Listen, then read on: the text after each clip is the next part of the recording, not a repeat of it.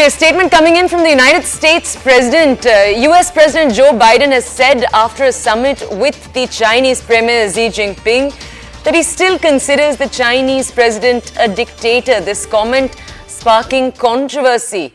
Now, it's important to point out he said, well, look, he is a dictator in the sense that he's a guy who's running a country, a communist country, that's based on a form of government totally different from ours. This is after meeting him. You can see those visuals. We'll play out the visuals for you and then we'll speak to a reporter for more. Well, look, he is. He's a dictator in the sense that he is a guy who runs a country that is a communist country that's based on a form of government totally different than ours. Okay, let's go over to my colleague Abhishek right now for more context over here.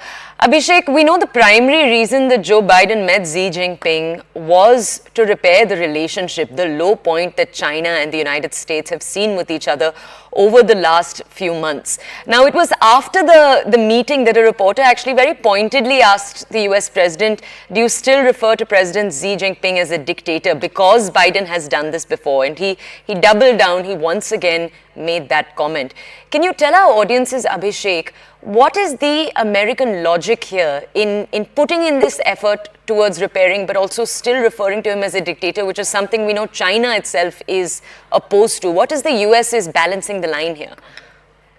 While President Biden has maintained his stance on the way Chinese government works and the way Chinese leader Xi Jinping works, it may have been a different context during which the two comments have been made. In the past, when he said Xi Jinping is a dictator, apparently he meant that the communication between the two sides were so down that they could not drill some sense into Chinese side, that having a conversation between the two sides will be only beneficial and will be productive for the two sides. Now, when Biden has made the same comment, it is in a way, it is a more broader term that he has tried to explain that, okay, the Chinese side govern in a way that is totally different from the way US side or the US government is run. And that is probably a reflection of the dictatorship that the Chinese president is part of. That is what probably Biden has been trying to, highlight. Also, we have seen President Biden used to be vice president in his earlier stint, and that is when he had a very close relationship with Xi Jinping. Also, when Xi Jinping used to be in his first term as the president of China, and the US and Chinese bilateral relationship were not as bad as they are today. So that is also something that has gone down in the bilateral relationship between President Biden and President Xi Jinping as well. So Okay. the commentary that is being made by the US president is also a reflection of the bilateral ties between the two sides, and of course, the cold shouldering between the two leaders as well. Okay, I just want to understand from you, Abhishek, the last time Biden made this response, you had that Chinese foreign ministry called Biden's remarks extremely absurd and irresponsible. They also called it blatant political provocation. Now, this time, I don't think China has responded to these remarks. The White House has also not offered any further clarification. But is there at all a fear that these remarks may overshadow the forward steps taken in the meeting itself?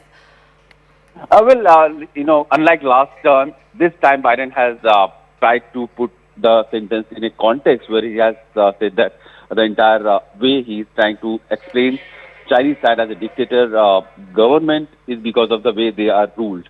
And though it has been just few hours, and the Chinese spokesperson will probably have their press conference where they may be asked the same question and they will reply. Also, we'll have to wait for exactly how what kind of response the Chinese side will give, whether they are going to be furious about it, whether they are going to turn it just down and not trying to give too much of weight to the commentary, because the two sides have waited for very long to have this conversation that has just happened in San Francisco.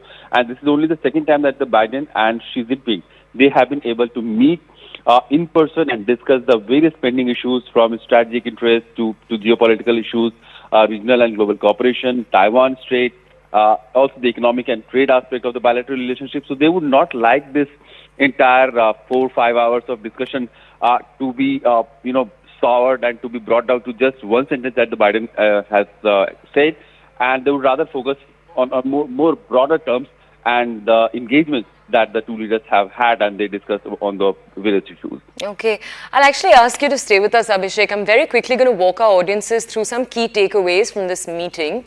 We'll then come back to you.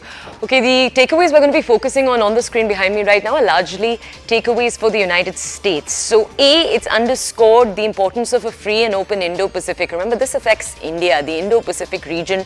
Trade in the seas around India is what they're talking about right now. The fact that it remained free and fair, the fact that China not broached the waters around smaller countries like, for example, the Philippines, Indonesia, all of those island nations, well, that's what the US doubled down on. Now, the US has also underscored their continuing support for Ukraine. This is vis-a-vis Russia, of course, that is China's ally. They also reiterated the US support for Israel, and we'll talk about this in just a second. Let's move on very quickly. They called for restraint around Taiwan. Remember, this is an issue where the two countries still don't see eye to eye. So when we say that the US called for this, we're not saying that China agreed to this at all. We'll touch on that too in just a second. They also raised concerns about human rights violations. There are also US citizens that, as we speak, are detained in China. That's one of the United States' top priorities that also needed to be discussed.